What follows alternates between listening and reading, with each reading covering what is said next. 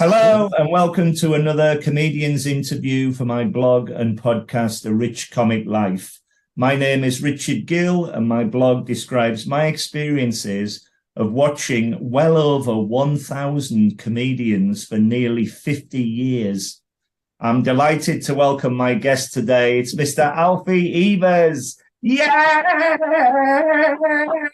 Hello, Richard. How are we? Hello, my friend. How are you? Just grooving out. I've got a bouncy yoga ball. This is my new thing for my office. I was going to buy an ergonomic chair, but they're pretty expensive. And then my mate, he said, "Well, you can just get a yoga ball," and it's great. So now you might see me doing this. I Just me having a good time. I might get one of them myself. I once bought, well, the chair behind me, you can see that chair's what I sit in to watch TV. And that chair must be about 5 years old. And originally it was a massage chair. And one day I switched the massage thing on and it's the remote control set fire. It was unbelievable. What? I nearly burned the place down. I'd switch it off and remove the massage. And you still got it? Is it like a reminder? The chair's reminder? fine. The chair's absolutely fine. It leans back. It's very comfortable. It's got a sense of menace about it. I can see I it. couldn't believe it. I think it was trying to kill us. Never mind massaging. As long as you're all right. That's amazing. Anyway, my friend, it's great to see you, and thank you so much for coming on the podcast and being a great guest. We're going to go right back to the start, and the first question is, how did you become a comedian in the first place? Oh, see, this is a long answer, Richard. Please. But the thing is, I prefer, when people are like, first of all, I'm not even sure I am quite. I mean, I suppose I could call myself a comedian, but I feel like I'm at the beginning of the journey, realistically. You are a comedian. You make me laugh. Okay, fine. Okay, let's do that. Let's go with that. I kind of wish, when sometimes people say like, "Oh, I was just working in IT or something," and then one day I just did comedy. Mine's not been like that. Mine has been a slow trajectory throughout my whole life, very slowly. Wow. The only way I can describe myself. Have you ever seen the film It Follows? Yes. Where there's the sort of menacing sort of horror characters just follow. That's me, and the sort of victim is comedy. That's been me my whole life, just slowly creeping up towards it. I mean, where do I start? When I was a kid, I used to write sketches. I used to perform sketches. I was always the class clown. That's not a cliche when it comes to me. I wouldn't say clown, but I was always into making people laugh. When I moved to London, I was a singer-songwriter. That obviously went really well. That's why you've bought all my albums. And then I've got all of them. You got all of them, of course you have. And then alongside that, because I was involved in the music industry, I was live comparing music nights up Unsigned Network, Close to the Edge, another place at FOP Records as well. We had other people. So I was doing that. So involved in that, but I was comparing it, but in sort of comedic styles. I was learning the ropes doing that. Yeah. And then we had a couple of venues and then that stopped. And then I suppose 2010s, 2011, 2012, that's when I started to get into comedy writing because I got bored of the music and I was getting involved in comedy writing. I never wanted to be a performer. I just wanted to do behind the scenes. I just wanted to be a comedy writer, write scripts. So I started writing scripts and I started writing for the Huffington Post back in its sort of heights when people used to read stuff on the internet, I suppose. And I had a few scripts that went through to a few production companies, almost got made, but didn't. And someone said to me, "You know what you need to do? You need to become a name. You need to have some sort of following." Right. So the only way to do that is go back to the start, go back to the stage. And then I'd say only just before lockdown, that's when I really committed to being a comedian in the sort of terms of the craft of having a 5, 10 minute, 15-minute writing, a bit like that. But I've always done comparing. I'm quite an established quiz master across the south of London. I think I can say that now. Wow. With big numbers. So yeah, so I've done everything backwards. I've even wrote and produced and directed and even performed in, because I was poor, my own comedy musical, which was You are Yeah, a jack which of was all trades. well, yeah. I've just done it backwards. I was meant to do this after, but I've done it backwards. So it's kind of I'm learning the craft still now. I'm Yeah. definitely learning the craft of stand-up comedy, but I do bring with it experience of stage and making people laugh off the cuff and being comfortable on microphone and just I generally can being a twat on stage. I can imagine, I can imagine that being an advantage, though, bringing all the experience to It definitely does. It definitely does. I tell you what, when you fail on stage, when a joke doesn't land, you can back it up with all that stuff to work Yeah. the room and the atmosphere. Lloyd Thank God for that, Griffiths because I needed to use that. I still need to use that a lot. Yeah. Sorry, I Lloyd. told you it was a long answer, didn't I? It's fine. It's fine. Lloyd Griffith is very good at that because he is a choir singer, so Right. Okay. he can burst into song at any moment whilst he's on stage. That's So pretty handy. if you've got ammunition to use like that, it works And brilliantly. use it. Just use Yeah, it. That's what I yeah, yeah, say. yeah, yeah. So Yeah. there you are, deciding that you wanting to go for stand-up comedy. Yeah. What was your first ever gig like, and where was it, and what year? Well, again, this is a long-winded answer because Please do. I got thrust straight into hosting Right. comedy. People got wind of what I could sort of offer in a sort of a live entertainment sense, and they knew that I was comedic, and they knew so a lot of venues that I might have known from other stuff that they asked me to run comedy nights. But I'll be honest, I was learning on the job, that's for sure. So my first stand-up gig, I'd say my first stand-up gig, preparing for 5 minutes, stuff like that, was probably just before lockdown. And it was a friend's gig. It was in a pub in Dulwich. And it was the shittest microphone, which pissed me off, no doubt. And I did it as a character because I was coming off the back of the comedy play, but I'd written all these characters, performed these characters, and I suppose I was hiding in a way. I suppose I was hiding, wanted to hide behind a comedy character. And I did this guy called Hank Hankerton III. And he's like this American guy. He's like from the future, but he's like from here. So when he was my age now. So his stories are about going to Greg's and like getting a meal deal in Tesco and stuff like that. And it kind of got a few laughs. And then I did a song afterwards as well because I trying to hide behind the music as well. It didn't really work. Didn't work well. So, but I learned a lot from that. You know, I think it's going into it. I was always aware. I was prepared to fail, and I think being a bit older, I think that I'm prepared to fail on stage because I know if it doesn't work, what's the worst going to happen? I'll go home, have a cup of tea, some biscuits, maybe get a kebab. If we get lucky. You fail and then you learn. As long as you learn from that, as long as you don't keep butting your head and ruining everyone's night, I think that's it. But yeah, not long ago. I've not done many. You've seen me at a couple of those gigs. I've seen you. It's so funny, and you were outstanding. Yeah, so funny. Thank you, mate. There's some nice gigs though. It's actually with Leslie. I haven't done many gigs for other people. Most of my stage time is done hosting and emceeing. Right. Actually, it's because I run 3 nights.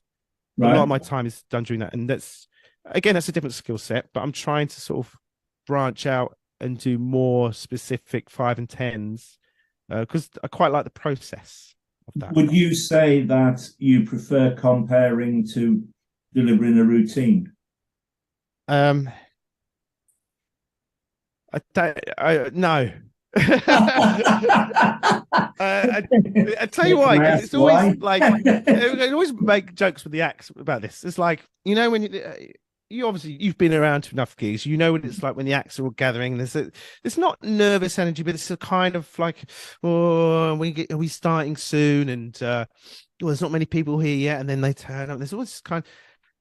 And in some rooms you think, I hate the person who has to go on first. And that's always me. I'm the one that's to go on, take all the bullets, get all the warm people up when they're not interested in being warmed up, look like the idiot, and then go off and then hopefully. But that's what hosting is about. Hosting is all about, it's not about you. It's not about, your ego. It's about creating the best environment for the people watching, the Yeah. audience, and for the acts. And it's about basically just having a party. You've And I you've hear of also got to control the night, I could imagine, though. You've got yeah, to yeah, do it runs in tandem, and you have to make sure the audience is still interested. It's a fascinating concept to compare, because I think there is a major difference to comparing than actually going on and just doing a routine, even although that's tough enough. yeah. No, it definitely is, because you are at the behest of the compare. Realistically, like you Yeah. said, it's if you were to host a house party and you were people that came in, you were rude to them, and everyone was kind of as unhappy being there. It's the same as a compare. If a compare is rude to the audience members, or they don't feel welcome, so it affects everyone. So it's important, and you've got to play a bit of the fool. And I'm not bad at that. I don't mind doing. You're certainly not, my friend. I don't You mind made being. I me don't laugh mind out being the loud with fool. your antics. It's hilarious. Yeah, so that's What do you good. like? I was just going to say, what do you like to talk about on stage? Have you got any specific themes or anything like that? Well, from what you've seen in my gigs, incest. No, of course not. No, I just like to talk about. I think a lot of comedians, their end goal is always to talk about real matters, like sort of real sort of politics or whatever, or a real philosophical point. But when you're down at the bottom, it's just the most important thing is just to make people laugh. And it's just like having a conversation. Like you wouldn't go up to someone, imagine you're in a pub or wherever in a restaurant, you just start a conversation with another table. You wouldn't go straight in with your politics, and you just do a bit of, oh, this table's wobbling, little things like that.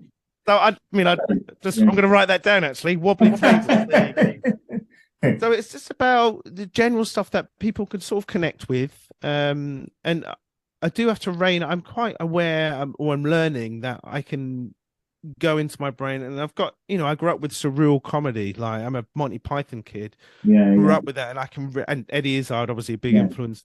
I could really go off on tangents and these sort of like scenarios in my head. So what I'm learning is that I've got to stop doing that a little bit and just keep it just sort of accessible Well, for everyone. I love nutcases. I would split certainly a lot of the comedians up that I've seen. You've got storytellers, you've got pun comedians, you've got people who are just idiotic on stage, and I love that. I love just the surreal of it.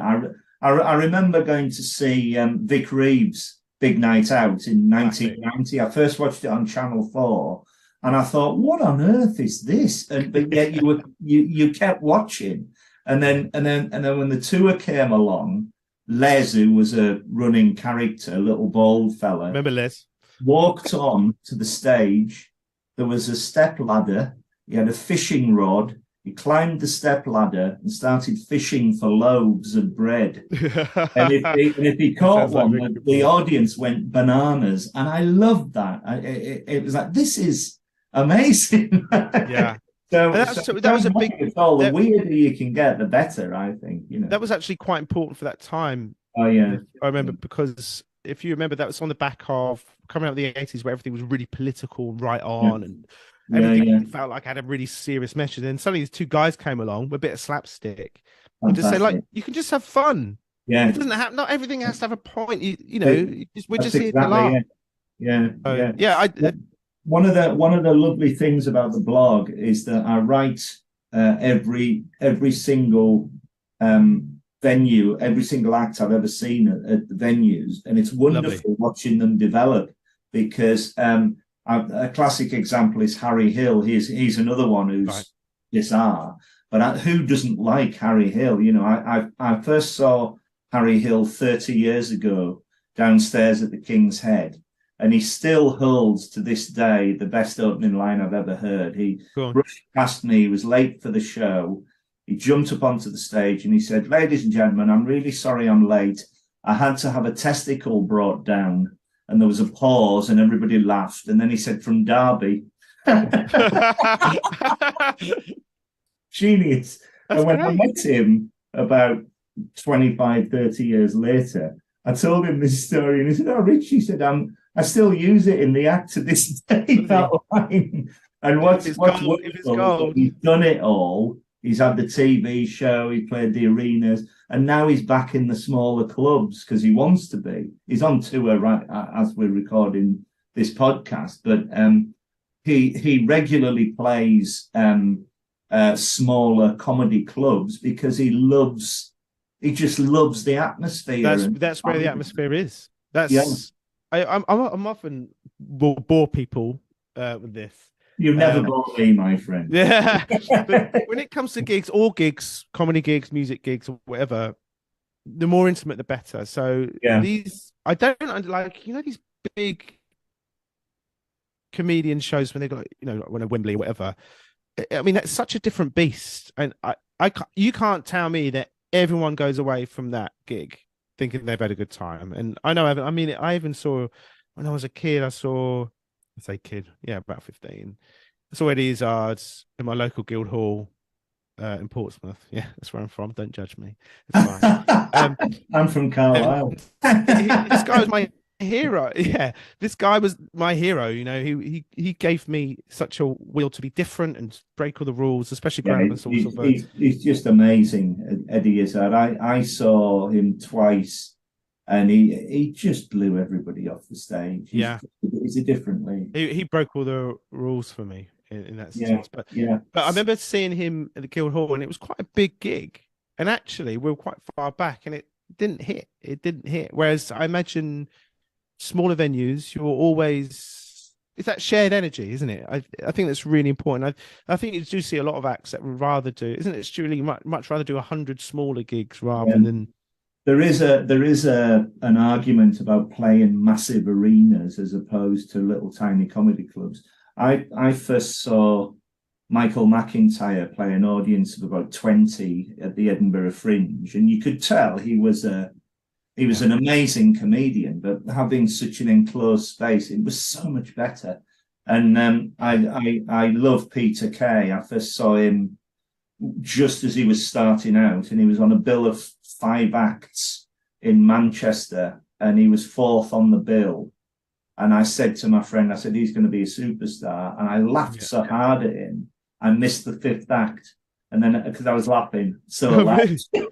and about 2 months later, I had to go up to Dave Gorman and apologise to him because I'd missed his act. He was the 5th act.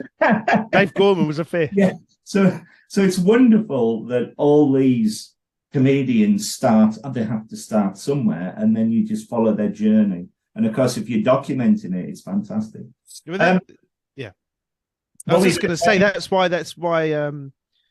whether you stand on Ricky Gervais and stuff like that, I always find it strange that how he jumped straight into the big theatre gigs. And actually, it's quite interesting when you watch his sets, and definitely now I'm much more involved in, because I see a lot of comedians now, obviously, and some of you think, God, you are really top notch. You're just in a small room. That's what it is. And I see a lot of these acts on TV, and like Ricky Gervais, for example, the big seller. Actually, if you look at the craft of what he does, it's not that great. It's not.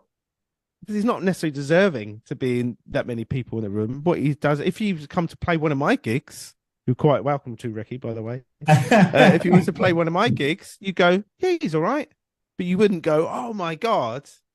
So that's quite interesting. Basically, he didn't put in the hours. Yeah. It's like there are so many comedians who deserve so much more success. Yeah, certainly having seen so many of them. And I've seen them all, I bet. I'm thinking Jason Byrne. I'm thinking loads of them. Kerry Godliman, Jem Brister, Josh Widdicombe's took off. But it takes them a while to. It depends what you want out of it. Boothby Graffoe is another one. Boothby Graffoe could be massive, but he might not want. To do that, they might just get to a certain level and think this will do me. It's very, very interesting. Jeff Innocent's another one who there's so many of them. Tell me about your writing process for a routine or show. Do you have one? A lot of the comedians I ask this don't have one. Well, then they are charlatans. No, that's fair enough. I would say, I would argue they do. They just don't realize they do. I think it's funny. Everyone's different. Okay, what I will do. My brain is always busy, so what I do now every now and then, if I have a funny idea, I'll just make a note of it on my phone, and then or on my everything on Google Drive. I'm very organized. Don't see it, but I'm a very organized person. And I see it, all my comedians that come to my gigs. I'm always like, they've all got these little notebooks, and I can't. That stresses me out because I'm like, what if you just lose the notebook? Like, all those ideas are gone, right? Whereas I've got my very nicely organized on the Google Drive, and then yeah, it means I access that. Anyway, I make notes like that, and then what I will do, I'll just get one day and I'll just walk around my room, like here, for example, and I'll just talk it out. I'll just talk it out like I'm doing a gig, like I'm having a conversation, and then you get to hear it, and then you get to hear what types of word work to make it funny. Then you get to hear how long it should be, because sometimes my trouble is always writing stuff down. Yeah. Because, you know, I'm from a writing background of writing scripts and dialogue and stuff like that, things that will work like that. And it will look good and it will make perfect sense written down. Everything will, you know, will be there. But then as soon as you say it on stage, it doesn't, it's too wordy, or sometimes, you know, you forget, like, you've got to speak a bit not proper, you know what I mean? Yeah. You've got to say words even that might not even make sense, but the sound of the word, it makes enough sense, and the sound of the word makes it funny. So I walk around, talk to myself. Everyone I've ever lived with, I have to sort of pre-warn them that I am talking to myself, but I'm not necessarily crazy. And that's it. And then it's once I start to hear it, I write it down then. That's what happens. But I never have anything prepped for stage. I don't like to have distinct wording. I like to have hot words as they are. Yeah. Because I find I struggle on stage otherwise if I'm trying to learn script. Right. It's a fascinating answer, because other than this blog, the most creative thing I've ever done was I wrote a play. And I appeared in it with my mate, and we did it for. How long ago was this? This was 2007, and nice. The play is about half an hour long. We put it on for comic relief. We did 3 shows, and it was originally for the Edinburgh Fringe, and I've just found it again. I found the old script, so I might resurrect it, and who knows, you know. The play is called The Applicant. It's basically about me. I come down from Carlisle to London, and I go for a job interview. I've got a successful girlfriend who's in the city, and it's everyone's dream. I want one of them, by the way. It's a series of interviews that I go through, and the first one is I've never had an interview in my life, so I haven't got a clue. And my friend played all the different interviewers, and eventually he gets his ideal job. And the interviewer kills him. So the last spoiler alert. The last scene is me at the gates of heaven or hell or whatever, going, what's going on? And God interviews me, or whoever it is, interviews me and says, we've been watching you on planet Earth, and we think you'd be ideal interviewing corpses to decide to go between heaven and hell. And I shrug my shoulders, and that's it. Anyway, the point of the story is that every act was a monologue, and then the interview itself. So I would run out to start with, and I'd look at the audience, and I'd be in the waiting room, and I'd sit there all nervy, and then I'd start talking to the audience. But of course, writing these monologues was a nightmare, because why the hell am I writing these monologues? The first night I did it, I ran out and I forgot my lines, and I'd written the bloody thing. And I was gutted. I was like a rabbit in headlights. And when my mate came on, it was interesting because you could banter off each other, and we picked it up and everything. But I got the best joke in, which was his name. I called him Norman Oliver Hope. So when he got his rejection letters, it was Dear No Hope, N-O Hope. Nice.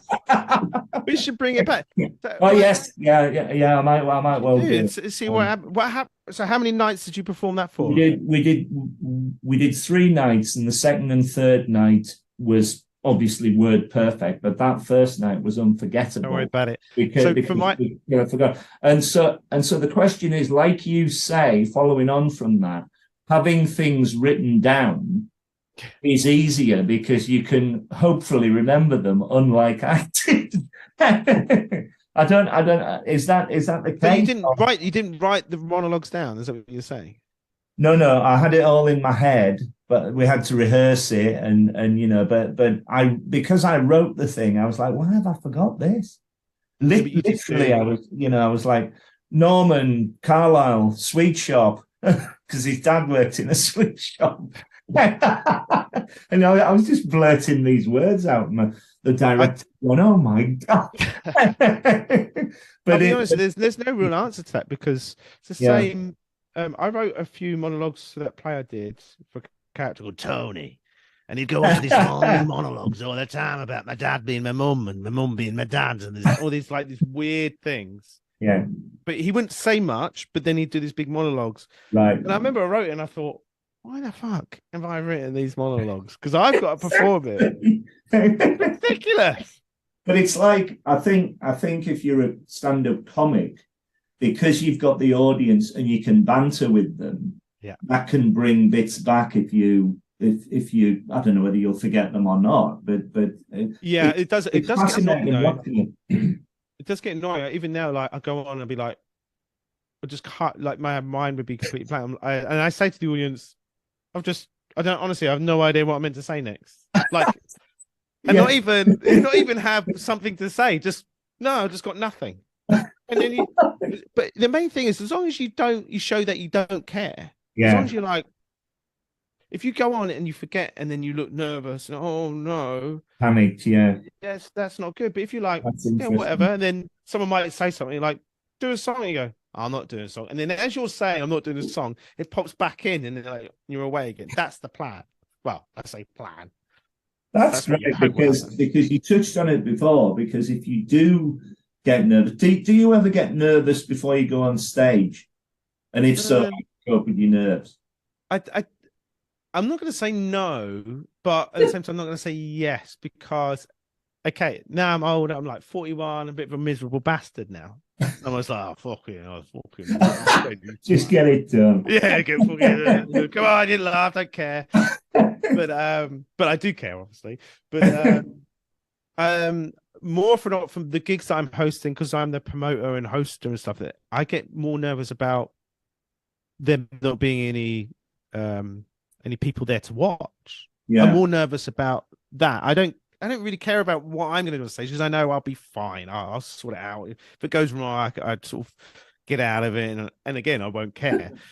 But I'm more nervous about there not being audience members because I book good guys, I book good acts, and I'm not one of these nights that just has 15 people and like get anyone. I make sure I curate the night, and I want them to have a good experience as a comic. I want them to have a good audience to perform jokes to. There's nothing worse. They turn up and it's just like 16 comedians and 2 paying customers. That's no good. So I get more nervous about that. The gig I did, the gig I saw you in December, I was actually really ill that day. I've been ill a lot recently, and I'm starting to get worried. I was ill, so I was just drained, and then I suppose it was a little bit of nerves. Because you never want to go on and blank and then it spiral, especially for a showcase. If you're hosting, you can go on and it doesn't matter. But if you've got a 10-minute slot, you want to use that 10 minutes to do all your material that you've been practicing and stuff like that. So maybe a bit of nerves. But like I said, I've been performing for, whether it be music or comparing or quizzing with a mic. I'm very natural with a micro. So I've kind of got that out of my system, which I'm quite grateful for, to be honest. Would you say that as soon as you speak into a microphone, the nerves go? What do you think I'm using a microphone for? I don't know. It's a weird experience. Because also with using a microphone, a lot of young comics who are learning, there's a skill to using a microphone as well. Yeah. There's mic control, and there's how you. A lot of people don't understand that you actually project your voice in different ways. Use your diaphragm. You don't just speak like that. You know, you've got to still. I don't know. I'm just used to it. I think I'm babbling now a little bit. Yeah, I think you do just click in. The main thing is just to be comfortable on stage. You've got to just be comfortable on stage. You've got to be comfortable with silence. You've got to be comfortable standing on stage, no one say anything, you not say anything, and everyone's like this, and you got to be like, well, I'm not going to say anything. What's really good about your act is exactly that. You've got this incredible confidence on stage, and when you walk on and do whatever you do, which could be anything, you're very endearing. So an audience will be, my God, what's he going to do next? And then they'll laugh and they stay with you. Tell me more. You've mentioned these comedy nights. Tell me more about them, because I'm going to come along to one this year. So please tell me more about them. Well, I can't, obviously, as we're recording, I can't favor any one of them over the others, but I'll send you a private message. But they're all good nights. They all carry my personality. So if you like. And you compare all of them, do you? I compare all of them, yeah. I think it's important because this is kind of a business venture for me, and I think it's important to set the tone from a business point of view. Like, unless, obviously I could get other people to fill in, but they've got to give the same energy and the same. There's a brand to what I'm doing, essentially. That's what I'm saying.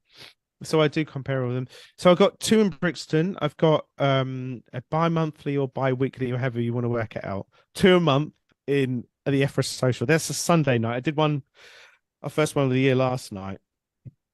It's like a 7 p.m. start. And what I've learned from that, a Sunday night, is different from a Thursday night. It's much more. He's just going to be a bit more relaxed. It's less showy and stuff. Laid back. Rather than be like, yeah, you're kind of like, yeah, that's right. We're just going to have some fun. You don't want to scare people off. But all nights are sort of new material. I always build them as new material nights. So I book 8 to 9 acts. Right. Good acts. Yeah. And so the standard's always good. Like I said, I don't believe it. I don't call it an open mic night. It's not an open mic night. That's because you get a lot of promoters, and I don't want to badmouth them. You get a lot of promoters that just accept anyone that will just send their name to them. I don't know that. I curate it, so I make sure the energy's right, the hit points are right, and also important for the acts as well. They can come along, they can try new material out, and it's a safe environment in that sense. And actually, even when it goes wrong, people seem to have fun. Yeah. And that's what we're all after, really. I know Evers Social Club very well. I used to go there all the time.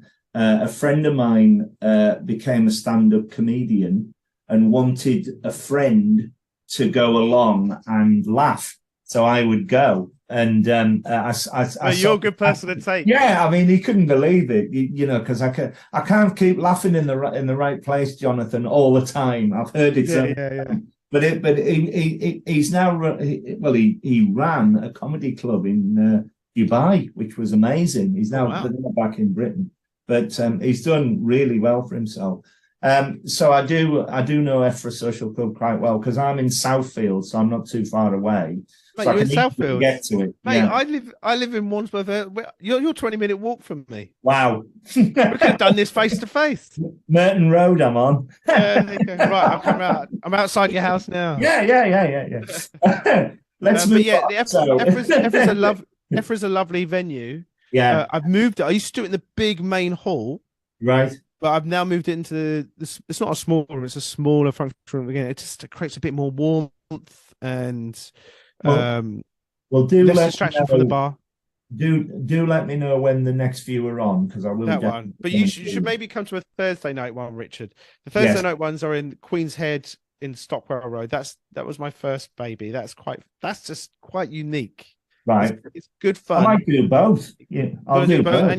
And you should do the other one in Deptford, Isle of Ray. That's my new one. It's beautiful. It's like a tiki bar vibe, but it kind of works with what I offer as well. That's all trashy, trash cap faux cabaret. That sounds brilliant. No, right. That's good. Definitely. Yeah. Yes, I will make a note to come and see this. Did I sell it enough? That was good. I am very fortunate to be able to go every year to the Edinburgh Fringe Festival. Yeah. I want to know your views on festivals because I go to a lot of them. I'm going to Leicester and Brighton and Hastings and Edinburgh.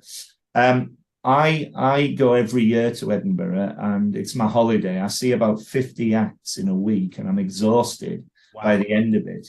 But I find it just the most amazing thing because there's such a mixture there and everything.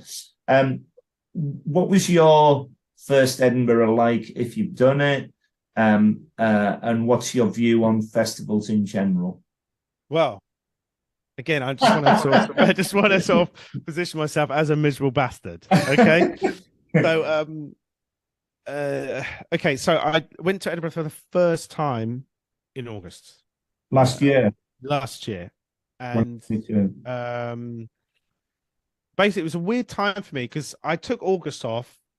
I saved some money and I just took August off to go traveling around Europe, and went on the trains and went traveling around, and then my friends were performing in Edinburgh, so they had accommodation for a week, and I was like, well, why wouldn't I go? You know, do that. So I went along. It was good. I thought it was quite overwhelming, and I maybe wasn't in the right headspace because I was like meant to be on holiday away from comedy world and stuff.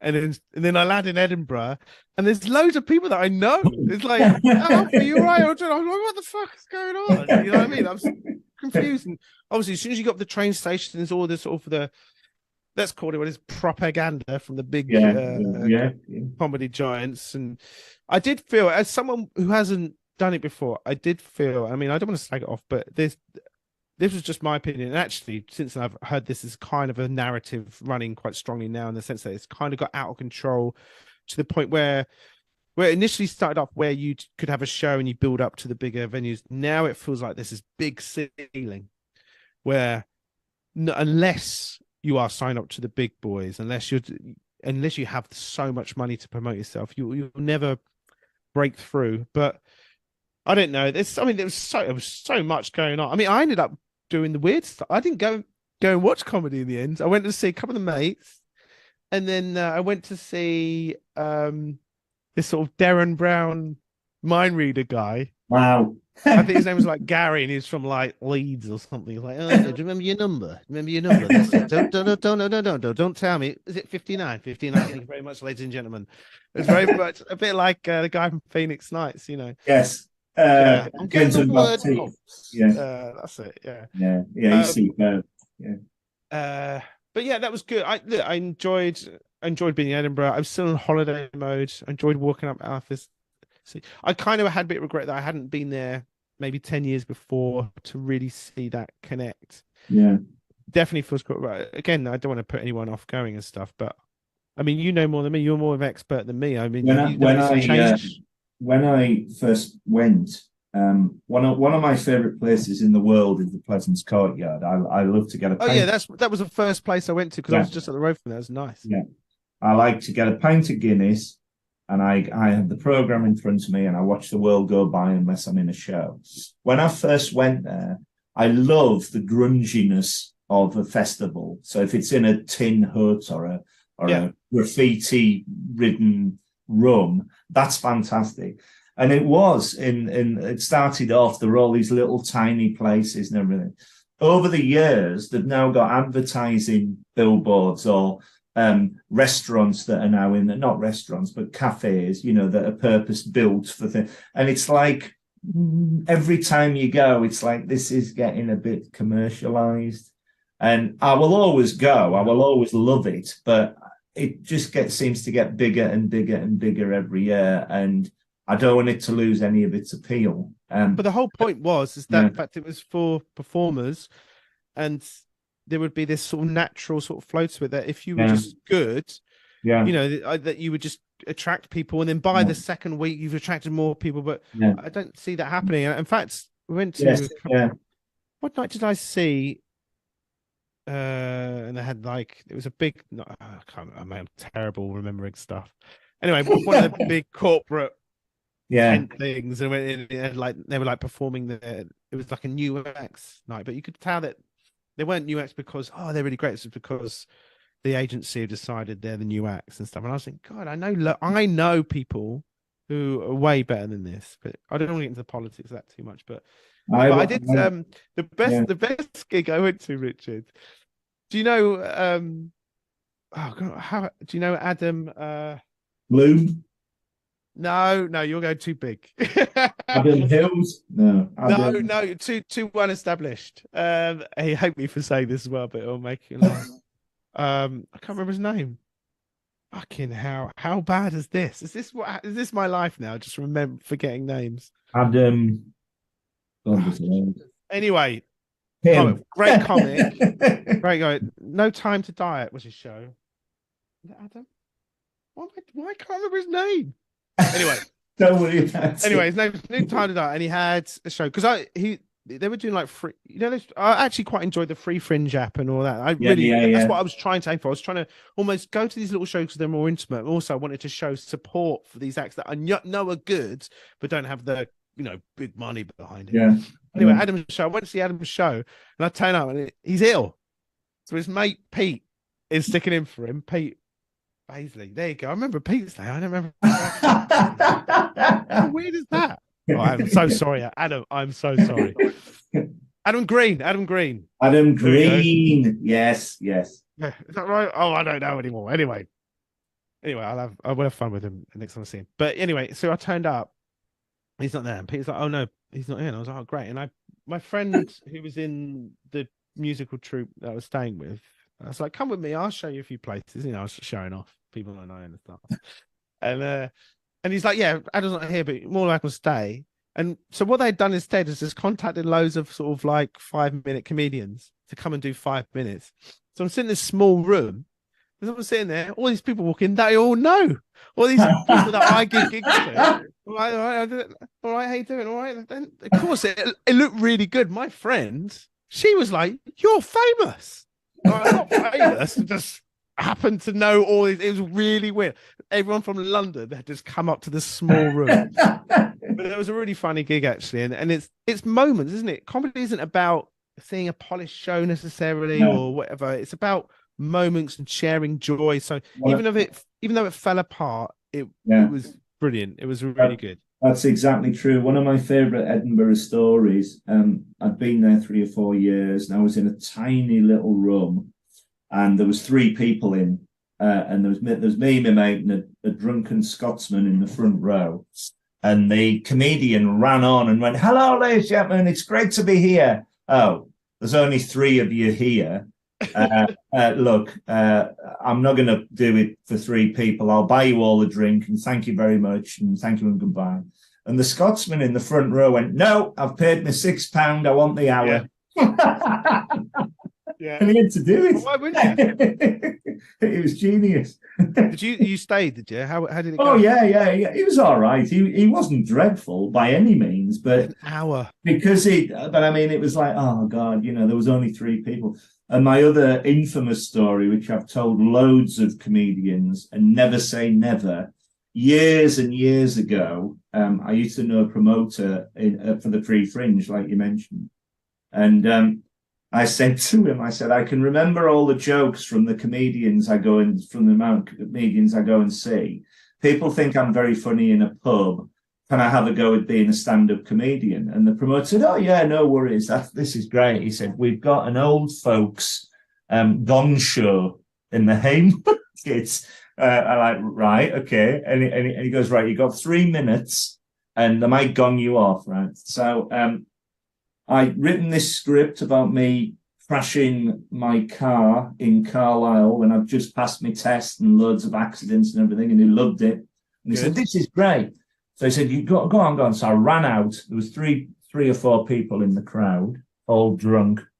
And I went, the first thing I said to them was, "Good afternoon, ladies and gentlemen. People think I look like Eddie the Eagle Edwards, the ski jumper, but I can't see the resemblance myself. Of course, I'm his double." And one old bloke at the back just went, "Fuck off," and knocked us off. Was that it? And I walked up to my own footsteps, and the promoter said, "Have another go. You're just being unfortunate." Similar thing happened, and I said, as I said, never say never again. But I think my calling is sitting in the audience supporting you all. But at least I've had a go. It might not be the best thing. But I have to say that you do look like Eddie the. Never thought Oh, of God, yes. And that is, do you know what? That is bizarre. gold. That is to go on stage and say you look like someone. That's every comedian. Every comedian is looking for that opening line. Unfortunately, mine's apparently Hitler these days. So I thought it was an absolute failsafe because when I was at college, when he was on the Olympics, the lecturers used to stop and say, "You're not his brother, are you?" And I didn't know who he was. And when the Olympics had finished, he opened Radio Rentals in Stoke, where I was at college in the 80s, and I met him. Eddie the Eagle. I met Radio him. Rentals. He went. And yeah, that was it. He went back to his normal bricklaying. No, not just normal shit life. but he took one look at me and he went, "Bloody hell, you could have made a mint off the sun." I said, "Well, the likeness is bizarre. I should have." Yeah. Anyway, still do look alike, mate. Still do look alike. But I think everybody's got a double. I firmly believe it. Anyway, let's move on. How have you found online gigs as opposed to live gigs? Have you done many online gigs? No, not done any, and I think they're horrific pieces of shit. Right. Apart from that, I don't have an opinion on them. No, I have no interest in doing it. I understood it when people were in lockdown, even actually during lockdown. Obviously, I've just started doing the comedy thing, getting the ball right, and I just thought, it's like, no, this isn't what I signed up for. Yeah. I signed up to be in a room full of people, create energy and stuff, and it's a completely different thing. And I always say to my acts that do that, "Oh, we can do it online." I was like, "Why you like do what you want to do?" But it's a completely different thing. You might as well just, I don't know, balance cheese on your head. Like, it's just, what is it? You tell jokes and everyone's muted, so you don't get any laughter. Like, what the fuck? If I was to do it, I'd do it at a protest, and I'd probably just get pulled down my trousers and start masturbating. I think that's the only way to do it properly. How do you think about it? When lockdown happened, I thought it was better than nothing. Because that's the idea. I can't fathom that they're happening now. That's my point. However, I think anyone doing it now, I just think you realise you can go to gigs now. Basically, if you've got a online gig, you've got people who might not be able to get to comedy could watch it. However, you are severely restricted, and only I haven't seen everybody do it, and I'm not surprised. When it first started, there was no audio at all. So I was sitting here laughing at four walls, and people were banging on the walls, and I thought I was going to be taken away. But when they got the audio in and right, the comedians started to time the gags and stuff, and so they did really well, and you could get the audience involved and everything. But you cannot beat live. I'm so glad it came back, because it's of the moment, and you're a classic example of that, because your act is so, you never know what you're gonna see next. That's the magic of it, and so to go out for a few beers on a Saturday or wherever you go, or a meal or something with your mates, and then sit down and go, right, entertain me. Here we go. Yeah. Well, you're part of it as an audience member, Richard. Yeah. You see, this is what, I always say to my audience, this is if this is good, it's because of you as well. If it's bad, it's because of you as well. You're all sharing it. And I don't know, the online thing is, I don't know. When you write jokes and stuff, you write them with you expect reactions. Yeah. You don't get reaction, then you might react to that reaction. And then you might go, well, actually, this isn't, I'll take it over here, or push it that way. If you don't have that, I think if I was to do an online gig, what I would do I'd do something completely different. I wouldn't do stand-up. I would do a monologue, or I'd do it as prose or something. Like I said, it's a different beast altogether. The reason I do stand-up the way it is because it's stand-up. Otherwise, if I was just to make videos for people to watch and enjoy, I'd do like a mockumentary or prose or something. I'd do something else. So I'm not a big fan. No, I can tell. Who are your favourite comedians, past and present? Did you have comedy growing up? Yeah, I mean that's an understatement. I had two, I know, three VHS. Do you remember, like Richard, when V8? Do you remember back in the Very day much so. when VHS came out in a personal sense? So, like, do you remember when they obviously we had VHS recorders and stuff? You recorded off telly, even though you weren't allowed to, apparently. Yeah, And then I remember when they brought out. I mean, I was a kid, you know, and I remember when they brought out VHS where you could actually buy, like, you buy. yeah, And basically, we had three videos when I was a kid. We had Kate Bush, the whole story, Huey Lewis and the News, and Monty Python. A parrot sketch not included. And that is the best out of all the Monty Python that's the best collections you'll one. see. That's the best one. I think it's on Netflix and it's hosted by Steve Martin and Yeah, stuff like that. fantastic. So those three videos, because you back in the day, you know, you used to watch them back to back, back to back, back. So from a musical point of view, I'm shaped by Kate Bush and Huey Lewis and News. And from a comedic point of view, it's all Monty Python. That's And that's where brilliant. my sketch writing came through. But then when I got to about 14, obviously, did I like stand up? I can't remember if I liked stand up. The first time I remember being aware of stand up was Eddie Izzard, for sure, Yeah, without doubt. yeah, And his glorious tour, that it was VHS, obviously, I was going to say DVD, but it was VHS. That was just phenomenal. I mean, and actually broke the rules because even the camera work was quite yeah, good back then. brilliant. You know, caught all the information stuff. And then obviously, as I got older, you know, all the classics, the Richard Pryor and stuff like that. Now I don't. Now I try and stay away from it now, which is quite interesting. I try not to pollute my brain too much because I don't want to hear something and go, "Oh, I can't do that anymore," or I'd much rather be ignorant and then say, like, if I write something, people go, "Oh, you know, so and so has done something similar to that." Well, have they? I don't know. And also, if I've not heard of it, I know it's going to be different from what they're going to write because my brain is not normal. Yeah, yeah. I trust my brain not to be normal enough for it to be quite original.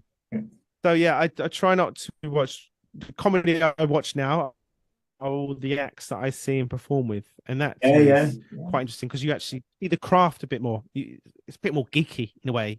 Get to geek out on it a bit more with the TV stuff.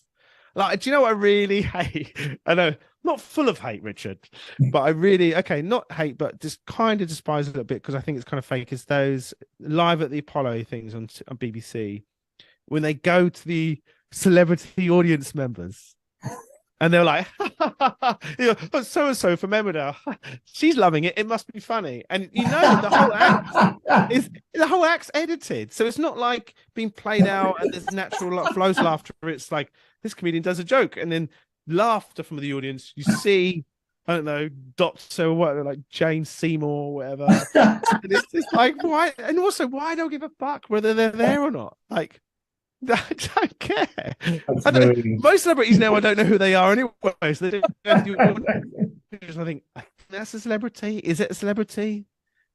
Gymnast who does That is come dancing or brilliant. something. I don't know. It's Yeah. interesting you mentioned Steve Martin. He is probably my favorite American comedian. And Amazing. I had the first VHS tape I had was Steve Martin Live, which included the Absent-Minded Waiter short that was Okay. award winning. And he was, I got to see him live at Hammersmith Apollo, and he was just incredible. He was with his bluegrass band, but he did zany stuff in between the songs, Really, it and it doesn't was surprise just me. Yeah. fantastic. But the first ever gig I saw was Les Dawson in Oh, really? Oh, yeah. 19 I grew up watching Les with my mum Dawson. and dad and my brother, and he was incredible. And then a year later, I saw Tommy Cooper, and I Oh, you just, saw Tommy Cooper, did you? yeah. He was, the curtains opened, and there's a bed on stage, and he's lying on the bed, and one woman in the crowd is pissing herself laughing, and it trickles round, so everybody's laughing. He hasn't done a thing. And after about three or 4 minutes, he pops his head up. He goes, "What? Somebody come on!" But that's good. See, those recordings are Genius. good because they're unedited, they're Yeah, undoctored. he So was the he was reactions are real. incredible. Yeah, yeah, You get a feel for them a bit more, don't you? yeah, yeah, Yeah, I yeah. grew up watching those Cannonball. Is that the Yes, I one? love Yeah, them. and stuff like that. Yeah, Well, definitely. Morecambe and Wise are what are the Morecambe main. Wise passed me by actually, but I always found Eric Morecambe. I mean, the guy was just had funny bones. Yeah, he So, was hilarious. Yeah. but Um, yeah, not as I'd much in love love with to him have as seen I him am. live, but No, I think we uh, saw Cannon and Ball live in Portsmouth Guild. Let's see Portsmouth Guildhall again. I had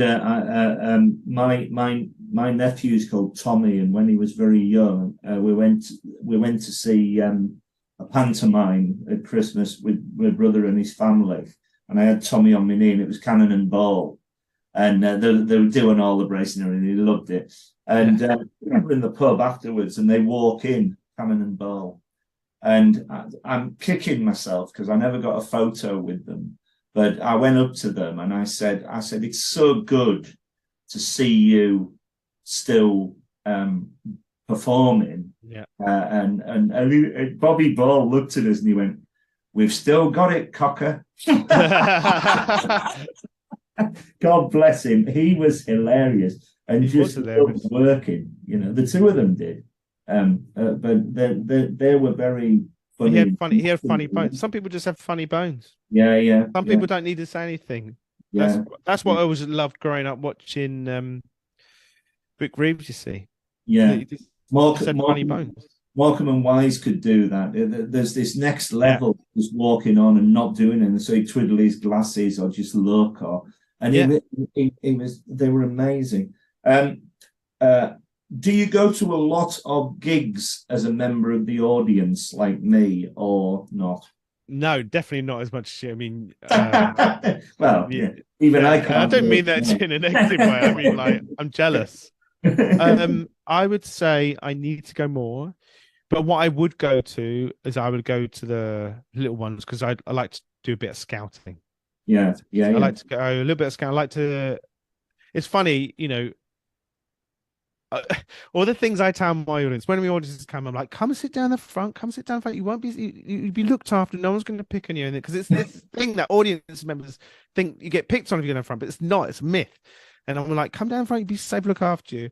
Yet when I go to a gig and someone says go down front, I'm like, fucking stay away from me, you can't. You know what I mean? I'm like, I'm not going down the front. Like I went to see like a show, was it 10 acts?